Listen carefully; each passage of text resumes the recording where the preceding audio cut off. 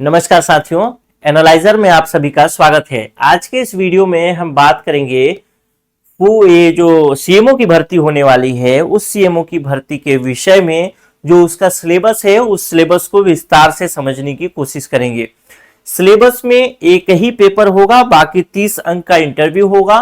Paper जो है 2 भागों में विभाजित होगा। एक सामान्य अध्ययन पहले भाग को कहेंगे और दूसरे भाग को छत्तीसगढ़ का सामान्य परिचय या सामान्य जानकारी कहेंगे।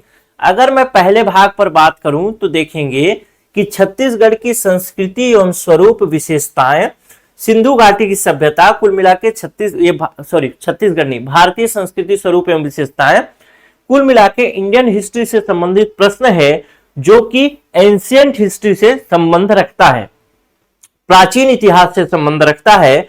दूसरे भाग में हम देखें तो ये है आपका स्वतंत्रता प्राप्ति यानी मॉडर्न हिस्ट्री, आधुनिक इतिहास वाला भाग। उसके बाद करंट अफेयर वाला भाग। कुल मिला के इसको मैं दोबारा मुझे पढ़ना पड़ेगा, इसलिए मैं आपको एक सरसरी निगाह से आपको बता दूं कि इसमें आप देख पाएंगे कि पहले भाग को जिससे कि 75 प्रश्न पूछे जाएंगे 26 यानी 26 टॉपिक में विभाजित किया गया है। इसका मतलब यह है कि अगर इस भाग से 75 प्रश्न पूछे जाने हैं, इसको मैं 26 न लिख करके 25 लिख दूं तो इसमें 25 को डिवाइड कर दूं तो आएगा उत्तर 3, यानी एक भाग से 3 प्रश्न पूछा जाना निश्चित है। आप सोचेंगे मैं ये भाग छोड़ दूं, ये भाग पढ़ लूं, तो ऐसा बात नहीं बनेगा, आपको पढ़ना पड़ेगा पूरा।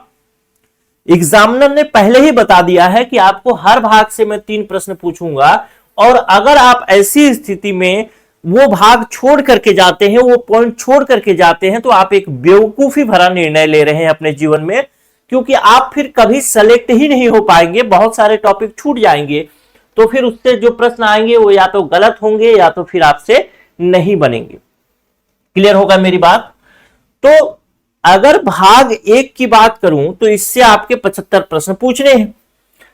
75 प्रश्न में कुछ प्रश्न तो ऐसे हैं जो कि सामान्य जो कंपटीशन एग्जाम की तैयारी करते हैं बच्चे वो पढ़ते हैं, जैसे इंडियन हिस्ट्री पढ़ते हैं, प्राचीन इतिहास भी पढ़ते हैं, उसमें आधुनिक इतिहास भी पढ़ते हैं, राज व्यवस्था या संविधान के विषय में पढ़ते ही हैं, अर्थव्यवस्था या भूगोल के विषय में भी पढ़ते ही पढ़ते हैं। तो ऐसी स्थिति में आखिर ये जो पॉइंट है 1 से लेकर के 9-10 तक, जिसमें थोड़ा सा साइंस का भी विषय है, ध्यान रखेंगे इस जो सिलेबस है सीएमओ का, इसमें किसी प्रकार से साइंस पर बहुत ज्यादा जोर नहीं है, मैथ्स तो है ही नहीं, इंग्लिश, रीजनिंग, ये चारों पार्ट एकदम नगण्य है, 3 पार्ट तो है ही नहीं, मैथ्स, इंग्लिश और रीजनिंग। बाकी साइंस का जो विषय है वो थोड़ा सा है, तो जिसको जो साइंस की तैयारी, साइंस जिनका कमजोर है, मैथ्स जिनका कमजोर है, रीजनिंग जिसका कमजोर है, वो इसको जरूर ट्राई कर सकते हैं, पढ़ सकते हैं, और आप अगर समय से अच्छी तरीके से पढ़ेंगे तो एग्जाम निकल भी जाएगा। तो आखिर ये भाग जो बच्चे पहले से पढ़ते आ रहे हैं, इन भाग में आपको क्या करना चाहिए? जैसे उन भाग की बात करूं तो जैसे हिस्ट्री की बात करता हूं, इकोनॉमिक्स की बात करता हूं, ज्योग्राफी की बात करता हूं, और क्या है, भूगोल की बात करता हूं, भूगोल तो हो गया, या फिर पॉलिटी की बात करता हूं। ये सब पॉइंट्स जो हैं, ये सब विषय में कैसा अप्रोच रखना चाहिए आपको, इस विषय पर बात कर लूं तो इन पॉइंट्स में आपको अप्रोच जो रखना चाहिए वह एक ऑफिसर की तरह से सोच आपका होना चाहिए। एक बहुत अच्छी बात आप ध्यान रखिएगा मेरे बच्चे, ये 2nd क्लास ऑफिसर की पोस्ट है। 2nd क्लास ऑफिसर की पोस्ट सामान्य तौर पर सीजीपीएससी जो है सिविल सर्विस के माध्यम से भरती है, और उसमें प्रीलिम्स और मेंस और इंटरव्यू 3 चरण में एग्जाम होते हैं। चूंकि ये 2nd क्लास ऑफिसर का पोस्ट है, 2 तरीके से प्रश्न पूछे जा सकते हैं, एक तथ्यात्मक प्रश्न हो सकता है, एक विश्लेषणात्मक प्रश्न हो सकता है। अगर सीजीपीएससी के मेंस में आप देखेंगे तो विश्लेषणात्मक प्रश्न आपको दिखेंगे, प्रीलिम्स में देखेंगे तो तथ्यात्मक प्रश्न देखेंगे। उसी प्रकार से यहां पर अगर 2nd क्लास ऑफिसर के लिए आपसे आपकी भर्ती होने वाली है, तो एग्जामिनर का पॉइंट ऑफ व्यू क्या होने वाला है? एग्जामिनर तो यही चाहेगा ना कि मैं एक ही एग्जाम में, जब मेरे को 2nd क्लास ऑफिसर बनाना है, तो मैं उसी एग्जाम में तथ्यात्मक और उसी एग्जाम में उसी मतलब पेपर में तथ्यात्मक, उसी पेपर में विश्लेषणात्मक प्रश्न पूछ लूं। और ऐसी स्थिति में अगर आप केवल फैक्ट के पीछे भागेंगे तो फंस जाएंगे। तो ये जो ट्रेडिशनल स्टैटिक टॉपिक है, इन स्टैटिक टॉपिक में आपका अप्रोच होना चाहिए एक ऑफिसर वाला, आपका सोच एक ऑफिसर वाला होना चाहिए। हालांकि मैं क्लास जो कराऊंगा, जो बच्चे कोर्स ज्वाइन करेंगे, उसमें मैं इस चीज को, अप्रोच को डील कराना या अप्रोच को सोचना समझना वो सिखाऊंगा आपको। लेकिन जो बच्चे कोर्स ज्वाइन नहीं करेंगे उन बच्चों की बात करो तो ये जो होना चाहिए वो एक ऑफिसर वाला सोच होना चाहिए, तब जाकर के निकलेगा। आपको एकदम ध्यान रखना पड़ेगा कि आप एक सेकेंड क्लास ऑफिसर बनने जा रहे हैं और कोई भृत्य है, अगर आप भृत्य के प्रश्न होंगे या फिर सेकेंड क्लास ऑफिसर के प्रश्न होंगे, उसमें तो कुछ फर्क होगा ना। वो फर्क कहां से आता है? वो फर्क अप्रोच से आता है, सोच से आता है। ठीक, तो एग्जामिनर आपसे जो प्रश्न पूछेगा वो ऑफिसर सोच वाली प्रश्न पूछेगा। और क्योंकि ये जैसे हिस्ट्री है, ज्योग्राफी है, इकोनॉमिक्स है, ये तो भृत्य के एग्जाम में भी है, चपरासी के एग्जाम में भी है और आपके ऑफिसर के भी एग्जाम में। लेकिन दोनों के प्रश्नों का स्तर जब देखेंगे तो लगेगा अरे वही कंटेंट है, वही सब चीजें हैं, लेकिन पूछा अलग तरीके से गया। तो ये सब चीज तो मैं खैर क्लास में कराऊंगा, लेकिन जो बच्चे खुद से तैयार करना चाहते हैं, एक रिस्क लेके देखना चाहते हैं, तो वो ले सकते हैं। देखिए पद तो मलाईदार है, ठीक, ऐसा लोग कहते हैं, मैं इसकी कोई पुष्टि नहीं करता, बाकी आप मैं क्या कहना चाहता हूं समझ गए। पद क्या है? मलाईदार पद है, ठीक। लेकिन मलाई खाने के लिए क्या चाहिए आपको? सबसे पहले चाहिए दूध। अब वो दूध आप चाहें तो खुद से गाय पालिए, भैंस पालिए। वैसे हम लोग हिंदू राष्ट्र वाले हैं भाई, हिंदुस्तान नाम है, तो कई लोग सोच रहे हैं कि हिंदू राष्ट्र बन जाए तो अगर गाय ही पाल लेते, नहीं तो कहीं भैंस पाल लिए तो उसमें भी एक रिस्क हो जाएगा वीडियो। तो गाय पाले, गाय से दूध निकाले, दूध को गर्म करें, गर्म करके मलाई बनाए और मलाई खा ले। गर्म करना और मलाई खाना दोनों तो आप ही का काम, मलाई निकालना और खाना, ये तीन काम तो आपके। आपके पास ऑप्शन ये हो सकता है कि आप दूध डायरेक्ट मार्केट से ले लें या फिर गाय पाल लें। तो मैं कहना ये चाहता हूं कि अगर कोर्स जो है ना वो बना बनाया दूध है, आप चाहे तो उसको ज्वाइन करिए और फालतू में मेहनत मत करिए। नूडल्स आप घर में भी बना सकते हैं, नूडल्स आप पैकेट का लेते हैं मैगी का और उसको बनाते हैं, क्यों? आप घर में भी बना सकते हैं। तो समय मत गंवाइए, मेरा कहना है। चलिए अब कुछ और बातें देखते हैं। इस पर तो देख लिया हमने कि क्या है 10 नंबर पॉइंट तक। अभी 11 नंबर पॉइंट देखेंगे। जैसे अधिनियम है, सूचना का अधिकार अधिनियम, 11 नंबर पॉइंट में आप देख रहे हैं कि सूचना का अधिकार अधिनियम लिखा है। अब इस जैसे अधिनियम है, अधिनियम एक ऐसा पॉइंट है या फिर जो बहुत सटीक दिया है। जैसे ये सूचना का अधिकार अधिनियम है, इस सूचना के अधिकार अधिनियम से 3 प्रश्न आपके निश्चित है। अगर आप सूचना का अधिकार अधिनियम पढ़ लिए कंप्लीट तो 3 प्रश्न आना ही आना है। तो सबसे पहले तो आपको डिसाइड करना होगा कि मेरे को सूचना का अधिकार अधिनियम पढ़ना है या नहीं पढ़ना है। अगर पढ़ना है तो फिर पढ़ लीजिए पूरा, 3 प्रश्न आएगा। अब अधिनियम को कैसे पढ़ें वो भी एक प्रश्न है। अधिनियम को कैसे पढ़ना है, तो अधिनियम को पढ़ने के विषय में 2-3 चीजें 4 चीजें आप जरूर याद रखिएगा कि अधिनियम लाने का उद्देश्य क्या था, आखिर क्यों वो अधिनियम लाया गया। दूसरा एक महत्वपूर्ण टॉपिक जो उसमें परिभाषा के रूप में दिया रहता है, उस परिभाषा को जरूर ध्यान रखिएगा कि उस अधिनियम के अंतर्गत किसी बात का या फिर किसी शब्द का क्या मीनिंग है। ठीक, ये 2 चीजें जरूर याद रखिए। अगर ये 2 चीजें आप ध्यान समझ गए, परिभाषा की मतलब अधिनियम की शब्दावली को अगर समझ गए, तो आपका अधिनियम बहुत आसान है। वही सामान्य चीजें लिखी रहती हैं, वही सामान्य नियम लिखे रहते हैं। जैसे आप अपना टाइम टेबल बनाते हैं, कुछ अपने जीवन में नियम बनाते हैं कि मैं सुबह 6 बजे उठूंगा, 6 से 7 दौड़ने जाऊंगा, 7 के बाद वापस आऊंगा, वापस आके खाना खाऊंगा या नहाऊंगा, ऐसे ही चीजें तो अधिनियम में भी लिखी रहती, सेम चीजें। लेकिन ये बात जो मैं बोला, ये बात आपको इसलिए समझ में आ गई कि मैं सुबह 7 बजे उठूंगा, 6 बजे उठूंगा, ये बात समझ में इसलिए आ गई क्योंकि आप उससे, उन शब्दों से परिचित हैं या फिर वो आपके जीवन का हिस्सा है। तो अगर आप एक अच्छे शिक्षक की बात करें, अच्छा शिक्षक कौन होता है, तो अच्छा शिक्षक ऐसा नहीं है कि वो आपको पूरा अधिनियम रटा दे, वो कर दे, ये कर दे, वो अलग बात है, वो नहीं। आपको उस अधिनियम के विषय में या फिर जिस टॉपिक को आप पढ़ने वाले हैं उस टॉपिक के विषय में रुचि पैदा कर दे, वही एक अच्छा शिक्षक है। तो अधिनियम की शब्दावली को अगर आप समझ गए, अधिनियम क्यों लाया समझ गए, पहली बात तो अधिनियम क्यों लाया गया यही बात अगर समझ में आ गई तो यहीं से आपका लगभग 50% अधिनियम पूरा हो जाता है, कंप्लीट हो गया। ध्यान रखिएगा, केवल यही समझ गए कि वो अधिनियम क्यों लाया गया, बस यहीं से उसका 50% काम खत्म हो गया। अब अगर आपसे कंसेप्ट वाले यानी अवधारणा वाले प्रश्न पूछेगा, अवधारणा वाले प्रश्न पूछेगा तो आप किसी भी हाल में सॉल्व करने की स्थिति में होंगे। ठीक, तो ये 50% तो आपका काम हो गया अवधारणा वाला। अब बाकी जब अधिनियम पढ़ेंगे, परिभाषा से लेके बाकी जो भी उसके नियम होंगे, वहां से आपके 50% प्रश्न है, यानी ये आपका प्रश्न होगा वो तथ्य से संबंधित होगा, उस अधिनियम में विशेष क्या बात लिखा गया है इससे संबंधित है। अब एक चीज और है कि आपको ये लगेगा कि भाई ये अधिनियम कहां से मिलेगा मुझे, तो इसके लिए बहुत आसान है। अब तो डिजिटल सब चीज हो गया, ऑनलाइन हो गया, साइबर वाला हो गया, तो बहुत आसान है।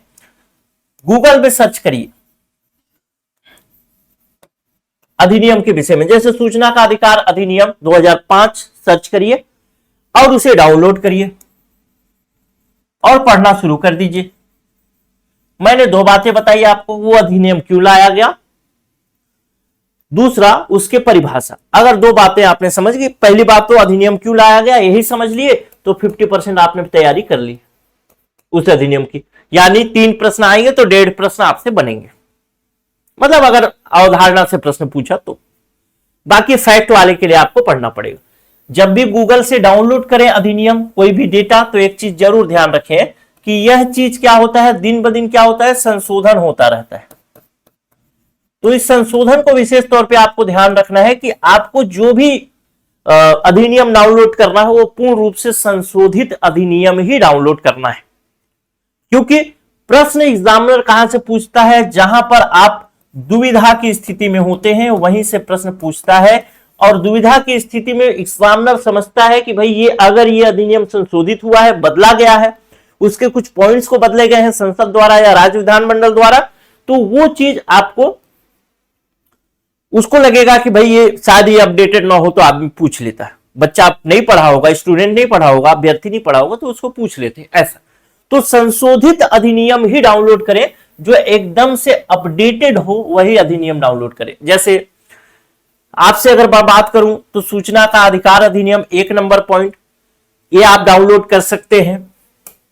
दूसरा संपत्ति अंतरण अधिनियम, भारतीय दंड संहिता जो कि अब हो जाएगा BNS, ध्यान रखेंगे सिलेबस में परिवर्तन होगा, इसको लिखा जाएगा अब क्या, BNS यानी भारतीय न्याय संहिता। ठीक, तो एक तो मैं सूचना का अधिकार बताया, एक ये बताया, छत्तीसगढ़ भू राजस्व डाउनलोड कर सकते हैं, पर्यावरण संरक्षण डाउनलोड कर सकते हैं, 1974 डाउनलोड कर सकते हैं। तो इस प्रकार से 1 2 3 4 5 यहां होगा और एक वहां 6 और 6 अधिनियम। उसके बाद छत्तीसगढ़ में स्थानीय प्रशासन, इसके लिए जो अधिनियम है वो 7 अधिनियम आपने डाउनलोड कर लिया, 7 अधिनियम आपने पढ़ लिया, तो ये समझिए कि आपका कितना नंबर रेडी हो गया। यहां से अगर 75 प्रश्न पूछने हैं तो 21 अंक आपका तैयार हो गया।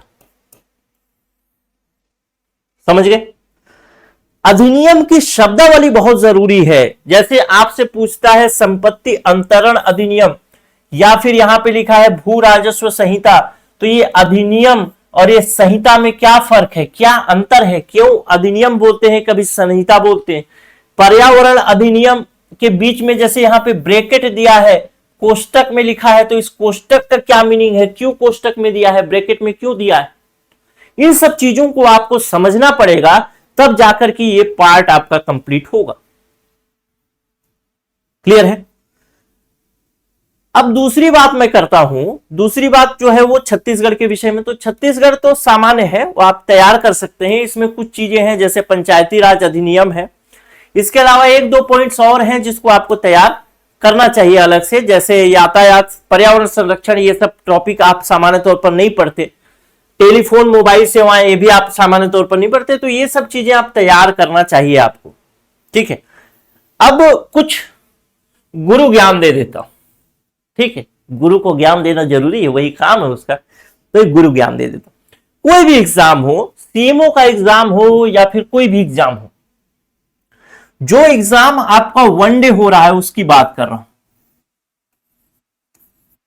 वन डे, यानी एक दिन में वो एग्जाम होना है, उसके बाद उसका कोई पेपर नहीं होना है। जैसे ये सीएमओ का एग्जाम होना है, जैसे फूड इंस्पेक्टर का एग्जाम होता है, जैसे व्यापम की परीक्षाएं होती है, एक ही दिन है, वही दिन आपका निर्धारित करेगा।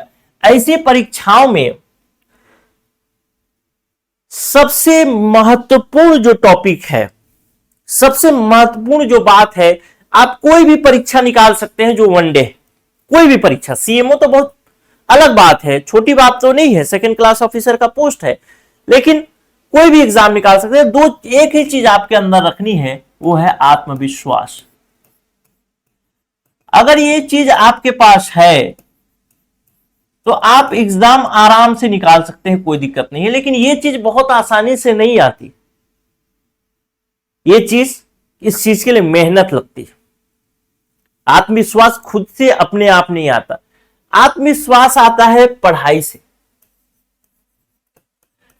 लेकिन पढ़ाई से कुछ का आत्मविश्वास तो आता है, लेकिन जब आप पढ़ाई करते हैं तो पढ़ाई करने के बाद सबसे ज्यादा जो आदमी, व्यक्ति डिमोरलाइज होता है, यानी मतलब वो एक तरीके से डिप्रेशन में जाता है या चिंता में रहता है, उसका एक ही विचार रहता है कि जो मैंने पढ़ा है वो याद है कि नहीं, क्या पता याद ना हो, फालतू में पढ़े जा रहा हूं।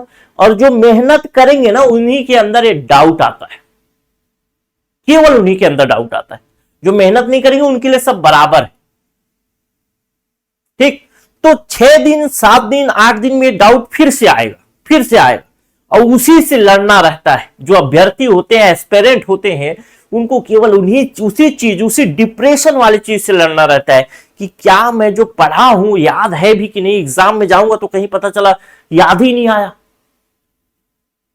जितने लोग मेहनत से पढ़ते होंगे उनके अंदर ये चीज होगा, सोचते होंगे वो लोग, ठीक। तो पढ़ा हुआ याद है कि नहीं, इसको जांचने के लिए आप एक विधि का उपयोग कर सकते हैं, जिसको कहा जाता है ब्रेनस्टॉर्मिंग या माइंड मैप की विधि। इस विधि से जो आपने पढ़ा उसे आप अपने दिमाग में सोच करके देखिए, लिंक को मिला करके देखिए कि 1857 पढ़ा तो 1857 में क्या हुआ। इसके लिए आप एक चीज काम कर सकते हैं, जैसे 1857 की क्रांति पढ़ा आपने, तो 1857 की क्रांति के लिए आप पॉइंट्स लिख सकते हैं, कुछ पॉइंट। जैसे पहला पॉइंट लिख दिया, मान लेते हैं कि कौन उस समय विद्रोह करता था, किस क्षेत्र में कौन विद्रोह करता था, तो ऐसे लिख दिए विद्रोहकर्ता, और विद्रोहकर्ता को आप एक पॉइंट लिख लिए। अब विद्रोहकर्ता पर ध्यान रखेंगे, जब पढ़ेंगे, ब्रेनस्टॉर्मिंग करेंगे, उस समय क्या करेंगे, कागज रखेंगे, उसमें विद्रोहकर्ता लिखा होगा। अब ध्यान करेंगे कौन से क्षेत्र में कौन विद्रोह करता, कौन से क्षेत्र में कौन विद्रोह करता। और ऐसे ही काम आपको हमेशा आंख बंद करके करना चाहिए, इस चीज को ध्यान रखिए, ठीक। और अगर मेरे बच्चे होंगे, मतलब मैं पढ़ाया हूंगा उन बच्चों को, तो मैं ये चीज पढ़ा हुआ याद है कि नहीं, वो जो क्लास खत्म होगा वैसे ही इस चीज को एक रिकॉल कराता हूं, और इसमें इसी ब्रेनस्टॉर्मिंग विधि का उपयोग करता हूं। और एक बार आपने अगर ब्रेनस्टॉर्मिंग विधि का उपयोग करना सीख लिया, एक ऐसी चीज, एक ऐसी जादूगरी वाली चीज जो मतलब आपके सोचने की, आपके याद रखने की पूरी क्षमता को बदल सकता है, ये वो चीज। तो इस विधि का प्रयोग मैं खैर क्लास में करता हूं लास्ट में, और आपका जो सीएमओ का क्लास है, उस सीएमओ के क्लास में भी मैं यही विधि करूंगा, इसी विधि का उपयोग करूंगा क्लास के आखिरी में। तो आप भी इसका उपयोग कर सकते हैं, ठीक। तो आपको ये चीज पढ़ने के बाद तुरंत कंफर्म हो जाएगा कि हाँ, मैंने जो पढ़ा था वो याद है। दूसरा जो चीज आप करेंगे, वो करेंगे क्या, वो करेंगे एमसीक्यू। एमसीक्यू यानी बहुविकल्पीय प्रश्न। अब बहुविकल्पीय प्रश्न में बहुत सारी चीजें हैं, इसको भी डील कर लेते हैं। बहुविकल्पीय प्रश्न में देखिए कई तरीके के प्रश्न पूछे जाते हैं। जैसे एक प्रश्न तो वन लाइनर होता है, इस पर बच्चों को कोई समस्या नहीं होती है। दूसरा प्रश्न होता है जिसको कहते हैं कूट वाला प्रश्न। तीसरे प्रकार का प्रश्न जो होता है जोड़ी मिलान का प्रश्न। और चौथा नंबर का प्रश्न होता है जो कि क्रम पूछ लेता है कभी कभी। और अधिनियम वगैरह पढ़ेंगे तो क्रम का तो सवाल ज्यादा नहीं है, लेकिन जोड़ी मिलान वाला आ सकता है, कूट वाला आ सकता है। कूट वाला इसीलिए पूछेगा क्योंकि एग्जामिनर के पास क्या है, चैलेंज है कि वो इसी एग्जाम में आपको प्रीलिम्स का भी टेस्ट लेगा और मेंस का भी लेगा। प्रीलिम्स का टेस्ट लेगा तो वन लाइनर पूछेगा, जोड़ी मिलान पूछेगा, क्रम पूछेगा, सॉरी वन लाइनर पूछेगा, जोड़ी मिलान पूछेगा। विश्लेषणात्मक प्रश्न जब पूछेगा, ये किसमें आएगा, ये और ये दोनों तथ्यात्मक में आएगा। विश्लेषणात्मक में कौन आएगा, कूट पूछेगा, क्रम पूछेगा। ठीक है, तो आपसे इस तरीके के प्रश्न पूछेगा। तो इसके लिए आप एमसीक्यू के लिए आप कोई टेस्ट सीरीज ज्वाइन कर सकते हैं अगर आप चाहते हैं तो। टेस्ट सीरीज, उस टेस्ट सीरीज की क्वालिटी पहले आपको देखनी पड़ेगी कि क्या वो सेकेंड क्लास ऑफिसर के एग्जाम के बराबर आपको क्वालिटी दे पा रहा है कि नहीं। और टेस्ट सीरीज में एक चीज महत्वपूर्ण होता है जो कि होता है विश्लेषण विवरण, जिसको कहते हैं, जिसको डिस्क्रिप्शन कहा जाता है। तो इस विवरण पर भी आप जरूर ध्यान देंगे। क्लियर होगा। तो ये विवरण भी काफी महत्वपूर्ण हो जाता है आपके लिए, और इस चीज को आप विशेष तौर पर अच्छे से ध्यान करके पढ़ना चाहिए आपको, और पढ़ना भी चाहिए। वैसे अगर मैं कहूं, दो चीजें मैंने बताई, एक आत्मविश्वास, और आत्मविश्वास आएगा पढ़ाई से। और पढ़ाई में सबसे ज्यादा बच्चे डिप्रेस होंगे जब उनको लगेगा कि मुझे तो याद ही नहीं हो रहा। तो उस चीज को याद करने के लिए आप ब्रेनस्टॉर्मिंग विधि का प्रयोग कर सकते हैं, जो कि मैं आपको एग्जाम उसमें कराऊंगा ही कराऊंगा। दूसरा जो एमसीक्यू है, एमसीक्यू क्या कराएगा, आपको अवेयर करेगा कि भाई इस तरीके से प्रश्न आ सकते हैं।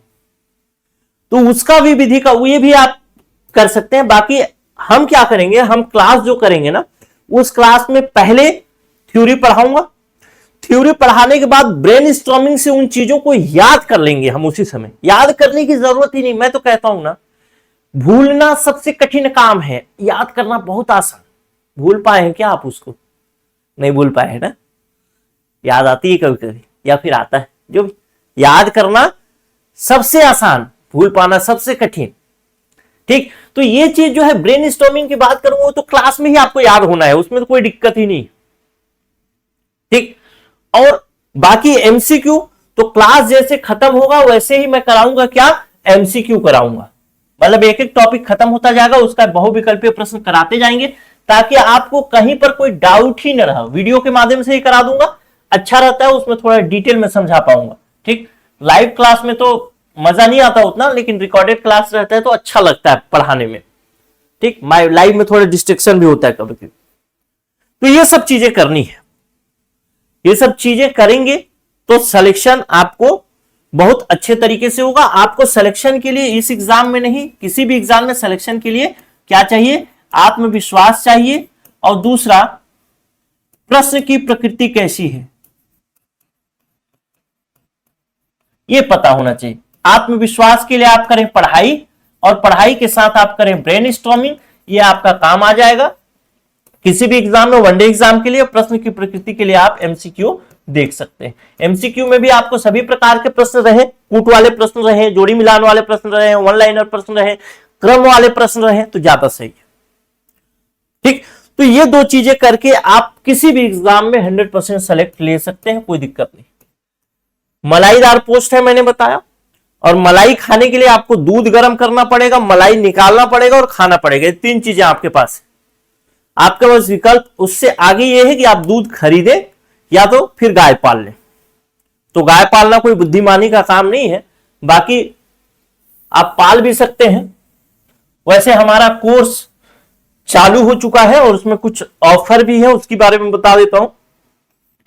सीएमओ का जो कोर्स है उसके विषय में बता देता हूं। इसमें सब चीजें कवर होगी, ध्यान रखिएगा। सीएमओ में इसमें वीडियो क्लास भी कवर होगा, वीडियो क्लास के साथ पूरा सिलेबस कवर होगा ना, पीडीएफ कवर होगा, वीडियो क्लास पीडीएफ। और इसका जो फीस है वो है आपका, फीस जो है वो लिख देता हूं, फी वो है 7,000 रुपए। लेकिन सिलेबस बड़ा है, 7,000 रुपए कम है मेरे हिसाब से, लेकिन ठीक है, सेकेंड क्लास ऑफिसर ठीक है, चलो कर लेंगे। इस फीस में भी शुरू के 20 स्टूडेंट के लिए फीस था 3,000 रुपए, और बाकी के 30 स्टूडेंट यानी टोटल 50 स्टूडेंट के लिए था ये ऑफर। तो ये 4,000 रुपए है फीस। इसमें भी ये 3,000 रुपए वाला लगभग खत्म होने वाला है। तो आप चाहे तो इस ऑफर में ले सकते हैं अभी अगर होगा तो। इसके लिए आपको क्या करना पड़ेगा, 94,064 21,014 ये व्हाट्सएप नंबर है। इस व्हाट्सएप में मैसेज कर सकते हैं सीएमओ क्लास लिख के और अपना कोर्स ज्वाइन कर सकते हो। वहीं पे आपको फोन पे का डिटेल मिल जाएगा, वहीं से पेमेंट कर लीजिएगा और आपका लिस्ट हो जाएगा। क्लासेस चूंकि बनाना पड़ेगा, बिल्कुल नया अपडेटेड क्लास करना है, तो 26 जुलाई से मैंने पहले भी बताया है कि 26 जुलाई से हमारी क्लासेस शुरू होंगी। लेकिन आप ये ऑफर में अगर लेना चाहते हैं तो अभी ही आप अपना ज्वाइन कर लीजिए। बाद में जब ये खत्म हो जाएगा तो फिर 4,000 फालतू का 1,000 देना पड़ेगा और ये भी खत्म हो गया तो 7,000 रुपए देना पड़ेगा, जो कि मुझे नहीं लगता कि ज्यादा आपको देना चाहिए। जब कम फीस में आपको मिल रहा है तो क्या समस्या। मेहनत करना पड़ेगा, क्योंकि मैंने इस बार ठाना है, मैं ये सारा मेहनत जो कर रहा हूं ना, पूरा थ्योरी पढ़ाना सब चीज, मैं चाहूं ना टाइम पास करके निकल सकता हूं, लेकिन मैं निकलूंगा नहीं। कारण क्या है जान रहे हैं, ये कोर्स तो आप कहीं पे 999 रुपए में भी ज्वाइन कर सकते हैं, सस्ता लगेगा। लेकिन कारण क्या है इस बार जान रहे हैं, क्योंकि 51 पद आ रहे हैं दोस्त, और 51 में से 51/51 पद मेरा टारगेट है कि एनालाइजर के स्टूडेंट होंगे, यानी यहीं से पढ़े स्टूडेंट को सेलेक्ट कराऊंगा। देख ठीक है, तो इसमें अब आपको ध्यान रखना है कि आप कोर्स ज्वाइन कर रहे हैं तो आपको टॉप करना है कि नहीं करना। आप टॉप करिए, रैंक 1 लाइए, उसके लिए मेहनत करिए। बाकी जितने बच्चे कोर्स ज्वाइन करेंगे सब तो नहीं सेलेक्ट होंगे, लेकिन उसी में से 51 लोग सेलेक्ट होंगे, ध्यान रखना। क्योंकि इसीलिए मेहनत कर रहा हूं कि 100% रिजल्ट हो, इसलिए मेहनत नहीं कर रहा हूं कि कोई एक तो सेलेक्ट हो जाएगा 51 नंबर में लास्ट रैंक ला करके ना। मेहनत तो केवल इसीलिए है कि टॉप में बच्चा होना चाहिए और शुरू से लाइन से आखिरी तक एनालाइजर दिखना चाहिए। बस यही सब बातें थी। मैं उम्मीद करूंगा कि आप अगर खुद से सेल्फ स्टडी करेंगे तो यह आपके लिए लाभकारी हुआ होगा। और अगर आप कोर्स ज्वाइन करेंगे तो कोर्स ज्वाइन करने के लिए व्हाट्सएप नंबर भी मैंने बता दिया। और बुद्धिमानी तो इसी में है कि आप कोर्स ज्वाइन करें, समय बचाएं अपना, क्योंकि उस चीज को मैं तैयार करके दूंगा। अब अधिनियम क्यों आया यही खोजने में आपको 3 घंटा लग जाएगा, उसी चीज को मैं खोजूंगा, 3 घंटा मुझे भी लगेगा। पढ़ूंगा, तैयार करूंगा, आपको पढ़ाऊंगा, आपको पढ़ने में 1 घंटा लगेगा पूरा। और अधिनियम क्यों आया है जानने में 20 मिनट लगेगा, 15 मिनट लगेगा। तो वो सब चीजें फर्क होती है। बुद्धिमानी का काम तो यही होगा।